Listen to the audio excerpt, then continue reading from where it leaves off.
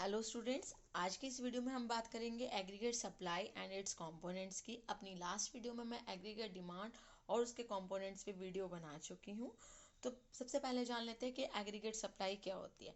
Aggregate supply refers to the total quantity of goods and services which the producer plan to produce or willing to supply in an economy during a specific period of time। तो अगर हम इसकी statement की बात करें तो कह रहे हैं कि जो एग्रीगेट सप्लाई होती है वो क्या होती है, total quantity of goods and services. अगर हम बात करें गुड्स एंड सर्विस की जितनी भी प्रोड्यूस की जाती है, जो एक प्रोड्यूसर प्रोड्यूस करना चाहता है या सेल करना चाहता है इकोनॉमी में during a specific period of time 1 year 3 months, तो जितने भी स्पेसिफिक पीरियड टाइम में जो एक प्रोड्यूसर है सेल करना चाहता है या फिर आप कहें प्रोड्यूस करना चाहता है जितनी भी गुड्स एंड सर्विसेज को, उसे हम क्या कहते हैं, एग्रीगेट सप्लाई कहते हैं। यानी कि हम बात किसकी करें इसमें, सम टोटल की। यानी कि जितना भी क्वांटिटी है गुड्स और सर्विसेज की, अगर उनकी टोटल क्वांटिटी की बात करें जो एक प्रोड्यूसर प्रोड्यूस करेगा with a specific period of time में, वो हमारी क्या हो जाएगी, एग्रीगेट सप्लाई हो जाएगी। So it is the ex ante और expected flow of goods and services. यानी कि कितना आने वाले टाइम में प्रोड्यूस करेगा या सेल करेगा, उसको हम इसलिए हम इसको क्या कर रहे हैं, expected flow of goods and services in the economy during an accounting period. अगर हम बात करें अब मैक्रो इकोनॉमिक्स की, तो एग्रीगेट सप्लाई को हम दो हेड्स में पढ़ते हैं, जनरल प्राइस लेवल पे और एम्प्लॉयमेंट लेवल पे। तो अगर जब हम बात कर रहे हैं जनरल प्राइस लेवल की, तो हम इसमें टू व्यूज़ देखते हैं। एक हमारा व्यूज़ है क्लासिकल और दूसरा हमारा केन्सियन। जो क्लासिकल व्यू है पुराने टाइम से चलता आ रहा है और केन्सियन व्यू को हम मॉडर्न व्यू भी कह सकते हैं। तो क्लासिकल व्यू क्या कहता है, क्लासिकल व्यू कहता है कि full employment level is a general feature of an economy.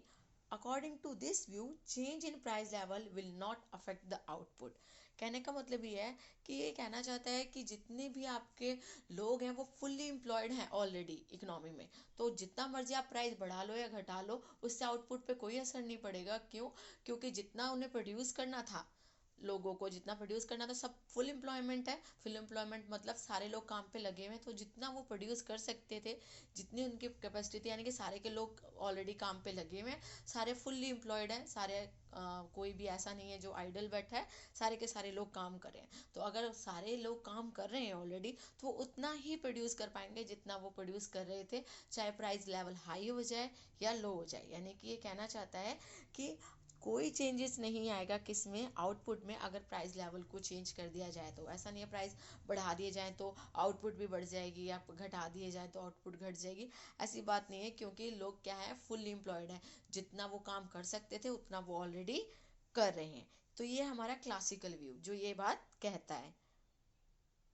अगर हम क्लासिकल व्यू के ग्राफ की बात करें तो देखिए ये हमारा आउटपुट है, ये हमारी क्या है, एग्रीगेट सप्लाई है। ठीक है, तो वो बता रहा है कि जो एग्रीगेट सप्लाई है वो चेंज होगी ही नहीं। क्यों नहीं होगी? वो बता रहा है कि जो हमारी जो आउटपुट है वो क्या रहेगी, सेम ही रहेगी। हमारी आउटपुट चेंज नहीं होगी। जितना मर्जी आप यहाँ पे, अगर आपका प्राइस है तो जितना मर्जी आप प्राइस बढ़ा दीजिए, प्राइस बढ़ाने से आपके एग्रीगेट सप्लाई या आउटपुट में कोई चेंज नहीं आएगा।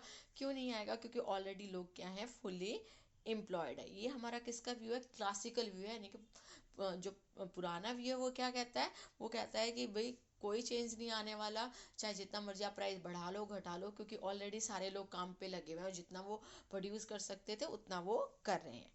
बट जो किन्सन व्यू है वो क्या कहता है, किन्सन व्यू ये कहता है कि जो आपका किन्सन इकोनॉमिस्ट है वो ये कहता है कि ऐसा हो ही नहीं सकता कि सारे के सारे लोग फुल्ली एम्प्लॉयड हो। ऑब्वियस सी बात है, सच है कि ऐसा तो हो ही नहीं सकता कि सारे के सारे लोग काम पे लगे हो। ये तो पक्की बात है, पॉसिबिलिटी है कि कुछ ना कोई लोग तो क्या होंगे, अनएम्प्लॉयड होंगे ही होंगे। So according to Keynes, full employment is not a feature of free economy, there is a possibility of unemployment. देखिए जाहिर सी बात है कि अनएम्प्लॉयमेंट की पॉसिबिलिटी होगी ही होगी। जैसे मान के चलिए कि जो एक प्रोड्यूसर है वो गुड्स प्रोड्यूस कर रहा है अकॉर्डिंग टू डिमांड, ओके, तो जितनी डिमांड हो रही है उसके हिसाब से वो सप्लाई कर रहा है। बट लेकिन जितनी डिमांड हुई उतनी सप्लाई कर दी, इसका मतलब कि उसने अपने रिसोर्सेज को फुल्ली यूटिलाइज अभी तक नहीं किया। उसने क्या किया कि जितनी डिमांड हुई उतनी सप्लाई कर दी, जितनी डिमांड हुई उतनी सप्लाई कर दी। बट आने वाले टाइम में अगर डिमांड बढ़ जाए, ठीक है, तो आपको अपनी सप्लाई भी बढ़ानी पड़ेगी। पर इसका मतलब ये नहीं है कि आप अपने प्राइस हाई कर दें एक टाइम पीरियड तक। फिर से मैं आपको बता देती हूँ। कहने का मतलब ये है कि if output increase is due to increase in demand, अगर आउटपुट बढ़ रहा है तो आप वो डिमांड बढ़ रही है तो आपको अपना आउटपुट बढ़ाना पड़ेगा, मार्केट में सेल करना पड़ेगा, but it doesn't mean price will not rise as increase in demand and equal is to supply. यानी कि देखो एक टाइम तक तो क्या होगा कि एक टाइम तक जब तक आपने फुल एम्प्लॉयमेंट लेवल नहीं आ जाता तब तक अगर लोगों ने डिमांड की, आपने उसकी सप्लाई कर दी। फॉर एग्जांपल मान के चलिए कि पहले जो डिमांड थी वो 100 यूनिट्स की थी, ठीक है, तो जो आपकी कैपेसिटी थी मशीन की वो 150 थी, और जो आपके लेबर थे क्योंकि डिमांड इतनी हो नहीं पा रही थी तो वो आइडल बैठे हुए थे, यानी कि कुछ रिसोर्सेज हमारे क्या थे, आइडल थे, यानी कि वो उनको हम यूटिलाइज नहीं कर रहे थे। तो जैसे ही डिमांड बढ़ी तो आपको अपना आउटपुट बढ़ाना पड़ गया, यानी कि कैपेसिटी फुली यूटिलाइज होगी किसकी, मशीन की, तो 150 यूनिट्स बनने लग गए। जो आइडल बैठे हुए थे मजदूर वर्कर्स वो भी अपना काम करने लगे। तो एक टाइम तक तो क्या हुआ, आपकी जो कॉस्ट था बनाने का वो तो बढ़ा ही नहीं, क्योंकि पहले भी आप वर्कर्स को इतने ही पैसे दे रहे थे और मशीन का कॉस्ट भी सेम था। यानी कि एक पर्टिकुलर पीरियड तक तो आपको अपने प्राइस को बढ़ाने की ज़रूरत नहीं पहुंची। कब तक, जब तक आपने फुल एम्प्लॉयमेंट नहीं ले लिया तब तक। अब आप कहेंगे मैम फुल एम्प्लॉयमेंट तो लिया हुआ था, नहीं, अकॉर्डिंग टू केन्स वो कहता है कि ऐसा नहीं होता कि इकोनॉमी में हमेशा ही फुल एम्प्लॉयमेंट लेवल रहे। नहीं, कभी ना कभी क्या होता है, अनएम्प्लॉयमेंट होता ही है, कुछ ना कुछ लोग जो है आइडल रहते हैं, रिसोर्सेज हमारे आइडल रहते हैं। जैसे मैंने आपको बताया कि 150 हमारी कैपेसिटी प्रोड्यूस करने की, पर हम 100 ही प्रोड्यूस कर रहे हैं, क्यों, क्योंकि डिमांड नहीं है। तो जैसे ही डिमांड बढ़ी हमने अपने आउटपुट बढ़ा दी, पर हमारा कॉस्ट नहीं बढ़ा। जब कॉस्ट नहीं बढ़ा तो हमें अपने प्राइस को इंक्रीज करने की ज़रूरत नहीं पड़ी। कब तक नहीं पड़ी, जब तक increase in demand is equal to increase in supply. जब तक हमने क्या किया, जो जितनी डिमांड हो रही थी उतनी हमने सप्लाई कर दी।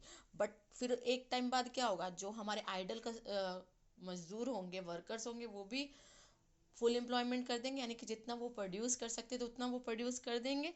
तो एक टाइम बाद क्या आ जाएगा, फुल एम्प्लॉयमेंट लेवल आ जाएगा, वो भी सारे फुली एम्प्लॉयड हो जाएंगे। अब क्या होगा, अब एन इंक्रीज इन आउटपुट, अगर उसके बाद भी डिमांड बढ़ती जा रही है तो हमें अपना आउटपुट बढ़ाना पड़ेगा, would mean increase in price level. अब आउटपुट बढ़ाने के लिए हमें क्या करना पड़ेगा, आउटपुट बढ़ाएंगे तो हमें देखो, अब जो पहले फुल एम्प्लॉयमेंट लोग हैं ऑलरेडी, मशीन है हमारी, तो अब हम क्या करेंगे, ओवर टाइम करवाएंगे लोगों से, ठीक है, तो ओवर टाइम का कॉस्ट अलग से लगेगा। जब कॉस्ट बढ़ेगा धीरे धीरे, जब हम मशीन का ज़्यादा यूज़ करेंगे तो ऑब्वियस सी बात है डिमिनिशिंग रिटर्न टू स्केल आने लग जाएगा, तो हमारा कॉस्ट क्या होगा, धीरे धीरे इंक्रीज होगा। तो हमें क्या करना पड़ेगा, हमें अपना प्राइस लेवल बढ़ाना पड़ेगा। तो अकॉर्डिंग टू केन्स वो ये कहना चाहता है कि जब तक फुल एम्प्लॉयमेंट लेवल नहीं आता तब तक आपको प्राइस बढ़ाने की नीड नहीं है, क्योंकि जो आइडल रिसोर्सेज है वो तब तक क्या हो सकते हैं, फुली यूटिलाइज हो सकते हैं फुल एम्प्लॉयमेंट लेवल तक। बट उसके बाद भी अगर आपकी डिमांड कंटिन्यू कर रही है, डिमांड बढ़ती जा रही है, तो आपको क्या करना पड़ेगा, जैसे आपकी आउटपुट बढ़ाने के लिए आपको अपने प्राइस लेवल को इंक्रीज करना पड़ेगा, क्योंकि आपका कॉस्ट इंक्रीज हो रहा है। तो आई होप कि आपको समझ में आ गया हो। क्लासिकल व्यू कहता है कि ऑलरेडी सारे फुली एम्प्लॉयड हैं, तो आप जितना मर्जी प्राइस ऊपर नीचे कर लो, आप नहीं बढ़ा सकते आउटपुट। बट ये क्या कहता है आपका, ये कहता है कि एक टाइम तक, जब तक फुल एम्प्लॉयमेंट लेवल नहीं आता, पहली बात तो होती ही नहीं है हर इकोनॉमी में फुल एम्प्लॉयमेंट लेवल, और जब तक नहीं आता तब तक आप आइडल रिसोर्सेज यूज़ करेंगे, तो आपको प्राइस को बढ़ाने की नीड नहीं है।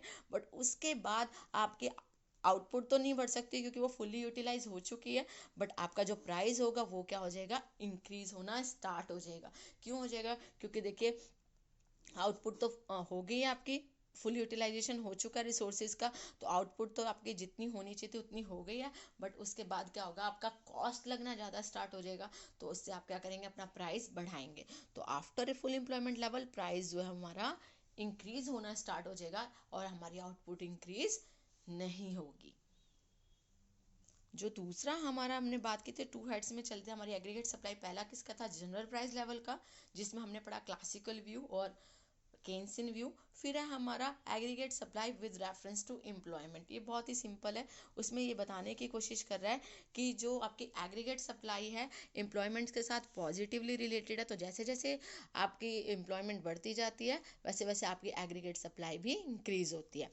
So aggregate supply is directly proportional to the level of employment.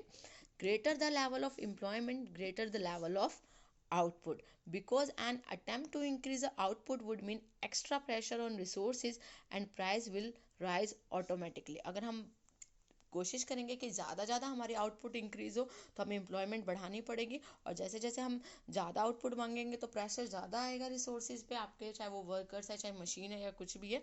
तो उससे क्या होगा, जो आपका कॉस्ट ज़्यादा होगा और ऑटोमेटिकली जो प्राइस होंगे वो हाई हो जाएंगे। तो आई होप कि आपको क्लियर हो गया हो aggregate supply with reference to employment, कि जैसे जैसे आपकी एम्प्लॉयमेंट बढ़ती जाती है वैसे वैसे आपकी क्या होता है, आउटपुट लेवल भी बढ़ता जाता है।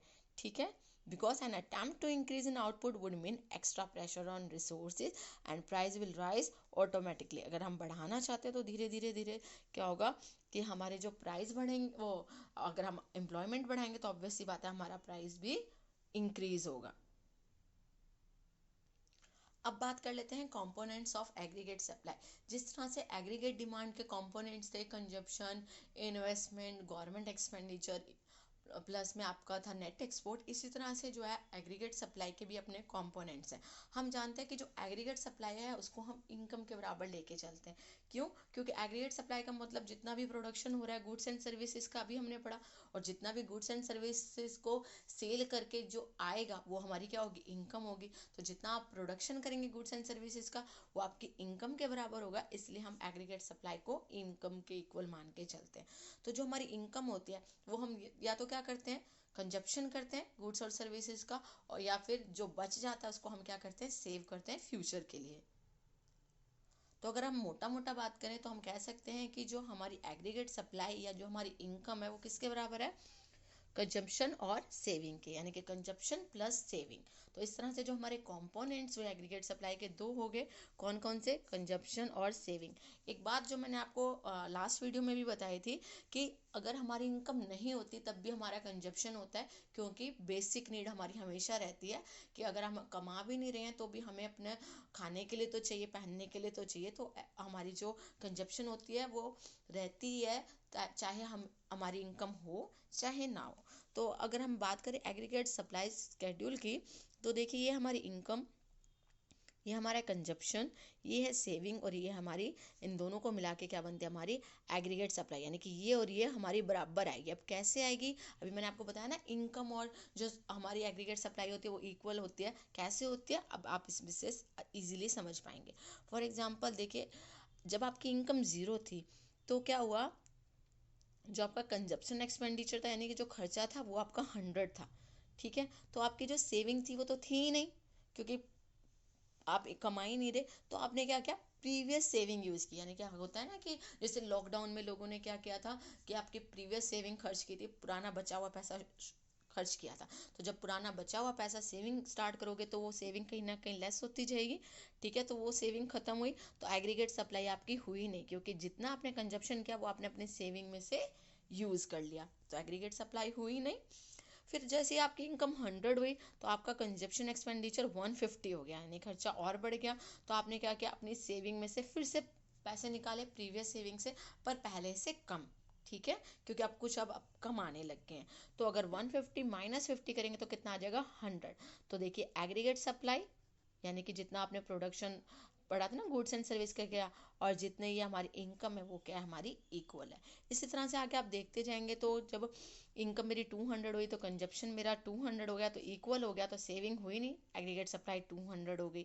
ठीक है, इसी तरह से आगे आगे आगे आप देखते जाएंगे कि जितनी भी आपकी इनकम है उतनी ही क्या है, आपकी एग्रीगेट सप्लाई है। बट धीरे धीरे जैसे जैसे आपकी इनकम बढ़ती जाएगी आपका एक्सपेंडिचर बढ़ेगा तो सही, पर उतना नहीं बढ़ेगा जितनी आपकी इनकम बढ़ी। जैसे 300 हुई तो 250 आपने एक्सपेंडिचर किया, 50 को क्या कर लिया, सेव करके रख लिया। तो इस तरह से क्या किया आपने, इनकम को या तो आपने कंज्यूम किया या फिर आपने सेव किया। तो एग्रीगेट सप्लाई आपकी किसके बराबर हो गई, कंजप्शन प्लस सेविंग, यानी कि जितना आप कंज्यूम कर रहे हैं या फिर आप सेव कर रहे हैं वो आपकी क्या है, इनकम है। इसी तरह से ये क्या है, आपका एग्रीगेट सप्लाई बना है। कभी आप देखेंगे तो आप देखेंगे कि जो एग्रीगेट सप्लाई कर्व होता है वो 45 डिग्री का होता है। क्यों होता है वो भी इस एग्जांपल से आप समझ सकते हैं कि देखिए जैसे जैसे आपकी इनकम बढ़ती जाती है वैसे वैसे आपका कंजप्शन और सेविंग, इधर आपका कंजप्शन और सेविंग है, इधर आपकी इनकम है, तो जैसे जितनी इनकम होती है वो आपकी या तो कंजप्शन होता है या आपकी सेविंग होती है। इसीलिए जो आपका एग्रीगेट सप्लाई या आप कह सकते हैं जो इनकम आपका ग्राफ होता है वो क्या होता है, 45 डिग्री एंगल का होता है। तो आई होप कि आपको क्लियर हो गया हो कि एग्रीगेट सप्लाई क्या होती है और इसके कितनी तरह के कंपोनेंट्स हैं, कौन कौन से इसके कंपोनेंट्स हैं। Thank you students.